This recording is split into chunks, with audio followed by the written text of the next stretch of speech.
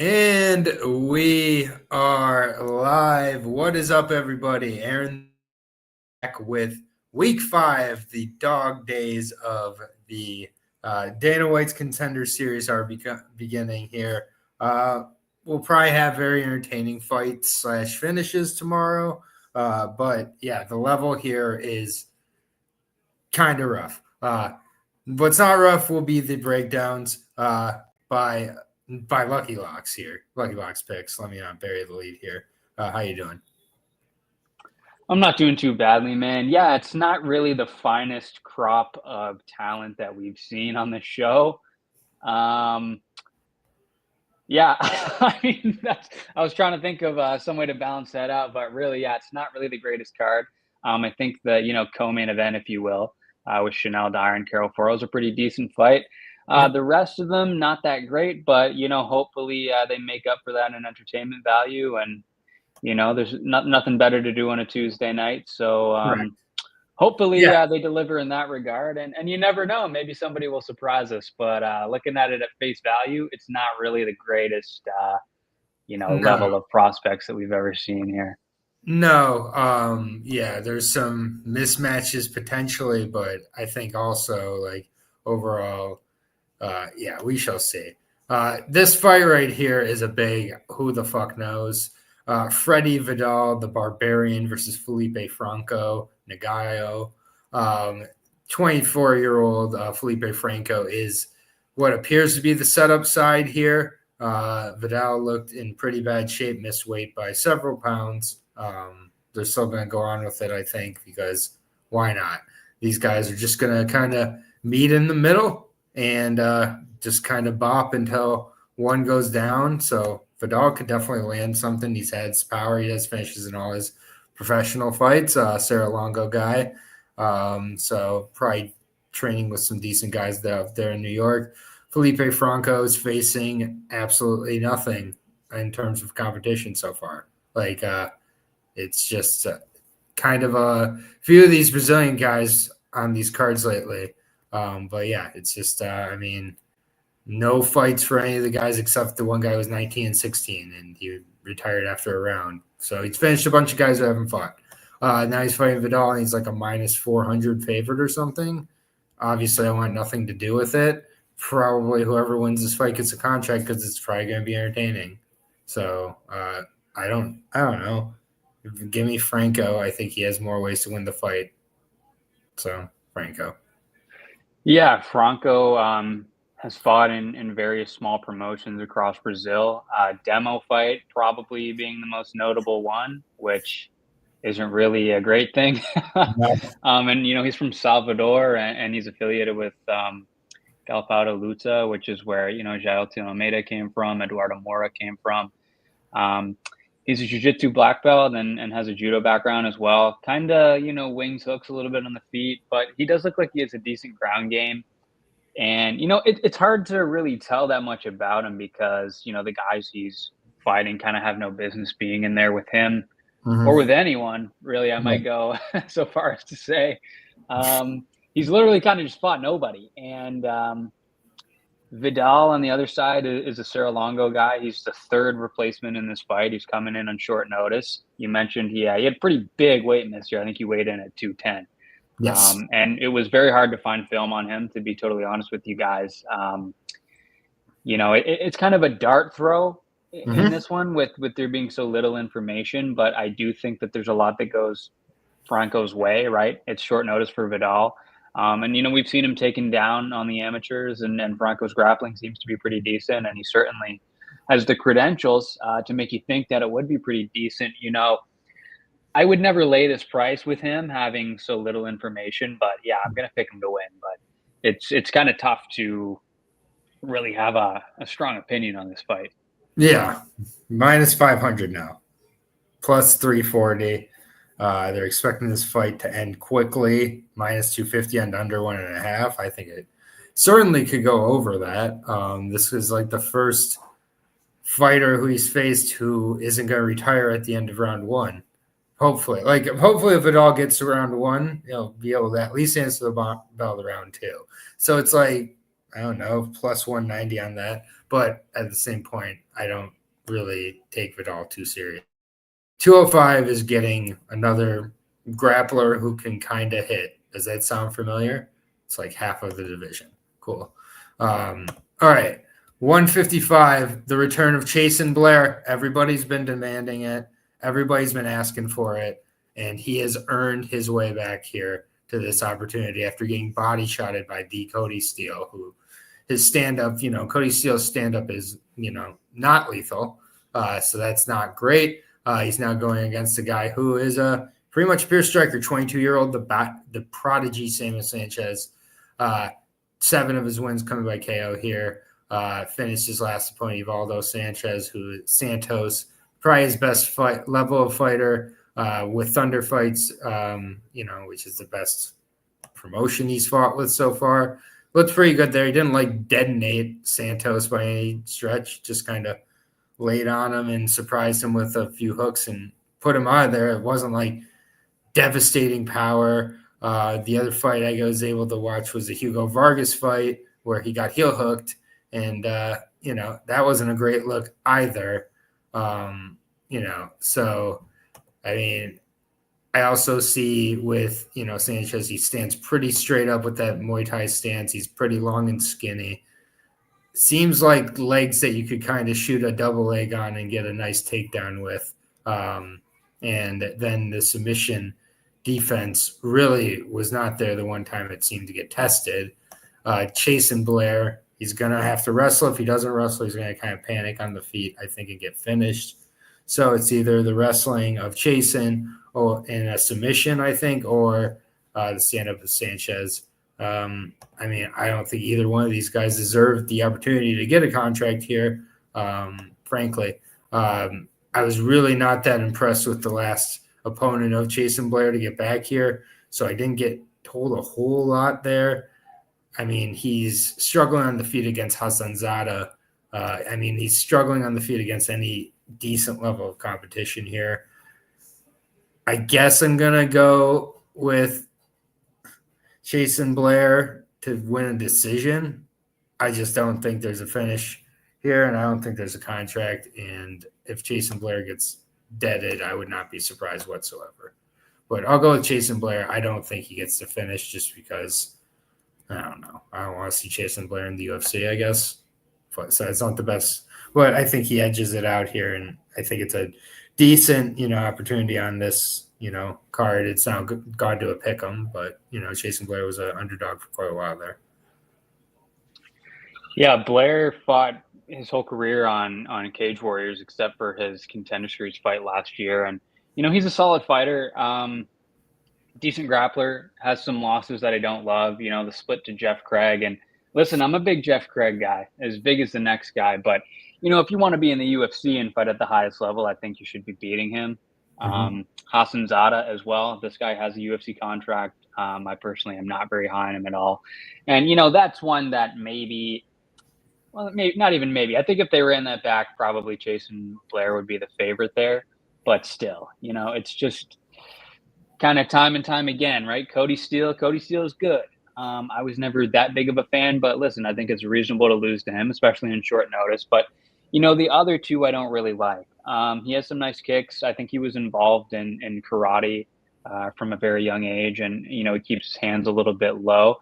Kind of a blessing and a curse because, it hides some of his shots, but it also gets him tagged here and there. And Sanchez, a lot like Franco, is from Salvador. He trains at the GDL gym. He was champion in demo fight.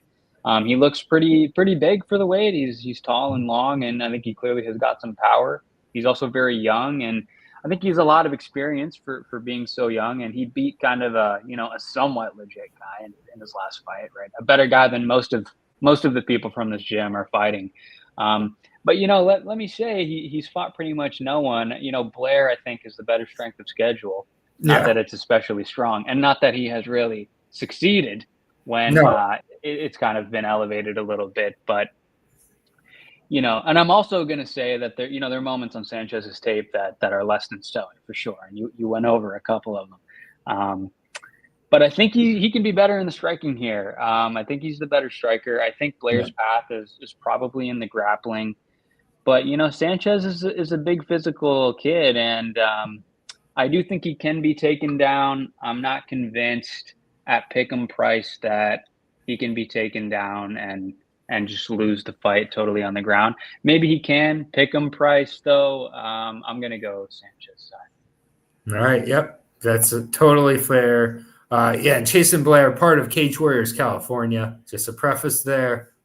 Damon Wilson, another alumnus of Cage Warriors California, who, so proceed at caution here. I have no interest in this fight whatsoever from a betting perspective. I just, Chase and Blair he's an old 26. He's really been through the ringer in his fights. More trouble than he should be. Next fight, I think, is the most entertaining. Potentially, the next two fights, I think, are the most entertaining fights. Yes, I picked ass, Stubborn Mick. I picked ass. That's correct. Only on this channel. Next fight, Cam Teague makes his return to the Contender Series. At least Cam Teague won a couple fights and a boxing fight. But at least he won a few fights, a couple. It's really kind of funny. If you lose on the Contender Series, just win a fight against anybody, and they're going to bring you back. But Cam won a couple fights, taking on Le'Veon Douglas, Gunslinger versus Chaos. Great description of this fight. Man, how the turns have tabled on Mr. Douglas. He goes from a couple fights ago against Javier Reyes, is a very good fighter, but, a decent underdog against Javier Reyes, like, plus 150, plus 160 range there. Took Javier Reyes and, just made him a striker and just slowly cooked him on the feet. Took Elijah Johns, slowly made him a striker, cooked him on the feet. This time, he's not going to really have the problem of having to convince his fighter to be a striker here. I just think he is the better striker by a wide margin, not breaking any news here. Le'Veon Douglas is a minus 720 favorite at this point. That's just crazy. I think for especially how volatile this fight is and the fact that, Douglas, he's been finished a few times now. He gets into wars and he can be finished. And like Cam Teague, he's got some pop to him too. If he makes this just a pure car wreck, he can get the finish before Le'Veon Douglas. So if anybody's taking a shot on the dog here, I get it. I really like Douglas. That being said, he is like we talked about ahead of time, and I think a lot of people are going to point out like probably the most true prospect on this card. But like Cam Teague, he's Spike Carlson, Spike Carlisle. It's same fighter. Looks like him, fights like him. But I think it's just a matter of time until he gets popped by Douglas here. Douglas has been so improved since going over to Cub Swanson. Cub Swanson's a damn good MMA coach. He really is. And I just think that I like when fighters have 4 or 5 losses. I don't think that's a bad thing at all in MMA, especially early on. Douglas only 30 years old. The Ivan Tena fight, another fight where he retired that guy. Ivan Tena was like a 24-year-old prospect who I picked in that fight. I remember I was like, he's going to whoop on this Brazilian guy. And Ivan Tena ain't been back since that fight. Ivan Tena's like, I don't want to fight no more. Nathan Gary, I like the strength of schedule he's fought as well. It's just, I think that he does win this fight. But if you're taking a shot on Cam Teague at the price it's at with the type of fight this could potentially be, I get it. I think someone's getting knocked out here for sure. It's going to be fun, but I hope Douglas takes it because I think Douglas could be, have some fun fights in the UFC. Not saying he's a champion. Yeah, Teague returned into Contender Series after losing to Kevin Vallejos, and there's no shame in that. He won 2 MMA fights and a boxing match in the meantime, like you mentioned. I'm not really a big Teague believer personally, but he does have pretty good hands. And, he brings that knee up the middle. He'll come get in your face and turn the volume up. I think the thing with him is he's just at a hardware disadvantage as the level gets higher, right? Mm-hmm. He's quick, he's dexterous, but he's not really super physical. And, on the other side, Douglas, Le'Veon Douglas is a guy that, has earned this shot more than most. And what I mean by that is 2 years ago, he was an 8-5 fighter. And, what it must take mentally to push yourself to keep going and not giving up on that dream of fighting at the highest level is impressive because at 8-5, like you're not getting that UFC call. 9-5, you're not getting that UFC call, right? To be getting this shot at 12-5 is rare. Mhm. And he fought really tough guys earlier in his career, right? At 5-1, 22 years old, he went out to what became ACA Young Eagles, the ACB Mhm. Young Eagles at the time, and fought Saifullah Jabrailov, right? Like that guy's really good, right? He's like a mainstay, main card fighter in ACA now. I think he's 18-2 now or something like that, Mhm. fighting in ACA. And the next fight after that, he's fighting Chepe Mariscal. That guy's 5-0 in the UFC now, right? James Gonzalez is kind of a seasoned, tough, Mhm. crafty regional veteran. Isaac Thompson's a decent fighter, and now he's rattled off 4 wins in a row, all by knockout. Knocked out Elijah Johns in his last fight, and I think he's really improved, right, from his early days. And I think, he's the more physical, harder Mhm. hitter, I'd wager, of these two guys. I think Teague, a little more high volume. I think probably kind of like a minutes versus moments type of fight here. And, if they're scrapping, I just trust Douglas's hardware a little more. And, I trust his power a little more as well. But that's not anything we don't know looking at the betting line, right? Yeah. Minus 720, plus 450. I do like the under 1.5 at minus 150. I think this is a very violent fight, and I just don't see it going much past the beginning of the second round. Like, it's like, yeah, and like, Severmick, I agree. Cam Teague is cautioned to win. That's all the more for an under 1.5 at minus 150. Like, he's like, he's going to go in there and be like, I've died already. Let's go. Like, I just, so, yeah, I think Douglas gets a contract here, and I think he gets the finish. Next fight, we have Brazilians in the first 4 fights of the night here. And this might be my favorite Brazilian of them all. Chanel Adair, Nightmare, not sure why, against Carol Foro. Beginning of the week, if you told me my favorite tape that I watched from this week would be some Brazilian 8-1, 26-year-old who looks like, or 28-year-old who looks like Maserat, but does not fight like Maserat at all. I'd tell you you're crazy, but Carol Foro is really, really fun to watch. She's, not fighting the best level of competition, but fighting the regional Brazilian regional competition.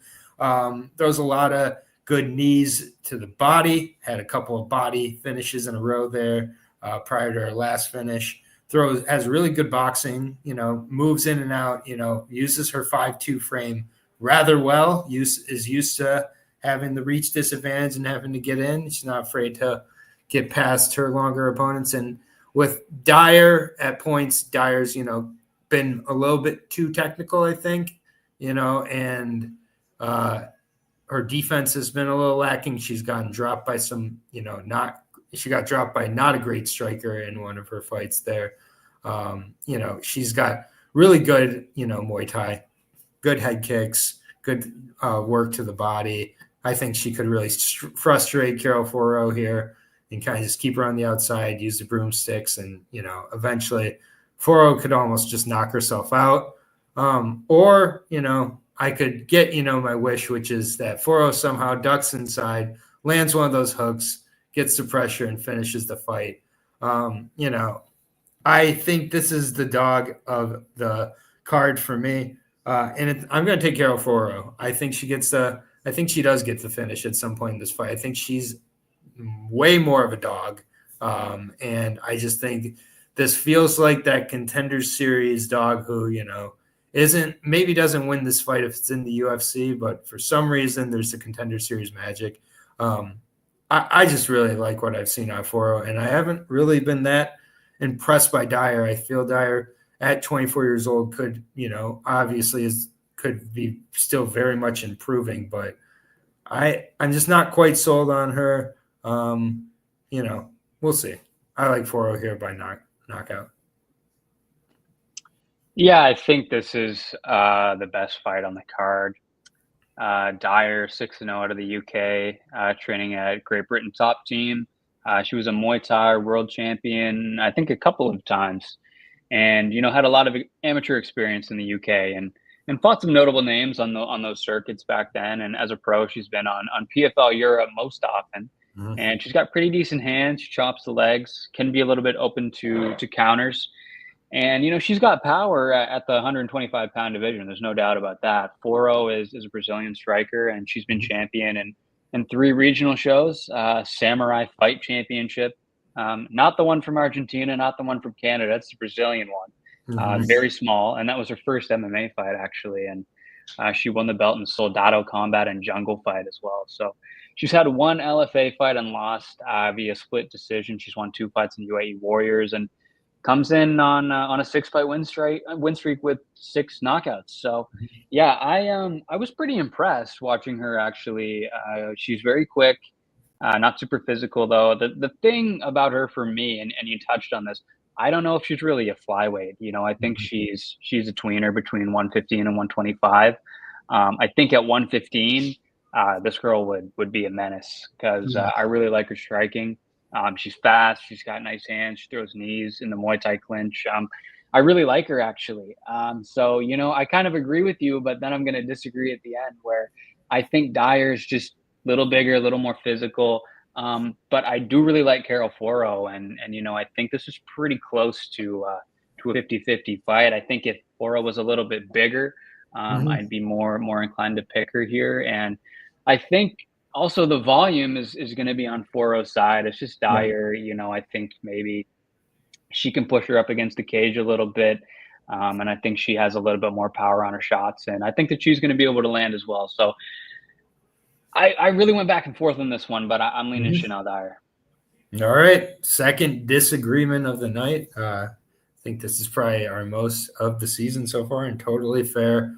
Again, Foro at plus 135 right now. I think you can probably get even better closer to the fight. I think that Dyer's going to get most of the steam leading up to this fight, if I had to assume. So I was surprised the line was that close, frankly. But, yeah, it's going to be a good fight. Main event is a freak show. No other way around it here. We got a Michigan heavyweight, Anthony Guracio, the Daywalker, I should say, out of Michigan. I see a lot of people that look like him are in Michigan. And Steve Asplin, Concrete. Man, what a fight at heavyweight. Steve Asplin used to weigh 500 pounds. Take a drink, because you're going to hear that a lot tomorrow night. He doesn't weigh 500 pounds anymore. You'll see him play with his breasts. We have Ben Parrish finally. We have our chance at a Ben Parrish in the UFC. It was supposed to be Ben Parrish. This was supposed to be Ben Parrish, but his career has not gone well. I think he's 8-7 now. He's not going to be on the Contender Series, unfortunately. But we'll always have the magic of the Ben Parrish big tuna run. But Concrete, we got a chance here with the 27-year-old out of Minneapolis, Minnesota. Coming off of a couple wins on LFA after losing to he's been on LFA for a while. Losing to Denzel Freeman. Denzel Freeman is kind of a freak, and he should probably be on the Contender Series as well. Maybe he will. Who knows? But Asplin, he's a very good, steady striker. He's got a pretty good gas tank. Can wear his heavyweight opponents down. Has good movement as well. Just has obviously good leg strength from being 500 pounds formerly. As I don't know. Like this fight, I can't seriously break down. It's just a freak fight. It really is. Anthony Guracio got this because he beat Bailey Schoenfelder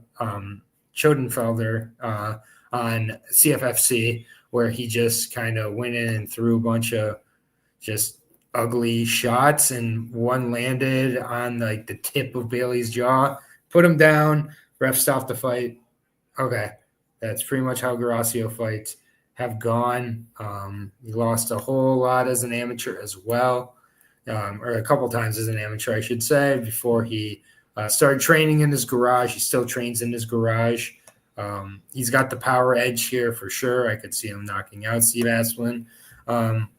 I'm going to take Concrete, but this is very not confident. These are 2 very low-level fighters who should not be here, and I don't know why it's the featured fight. Someone's probably getting knocked out within the 15 minutes, I hope. Otherwise, it's going to get really sloppy.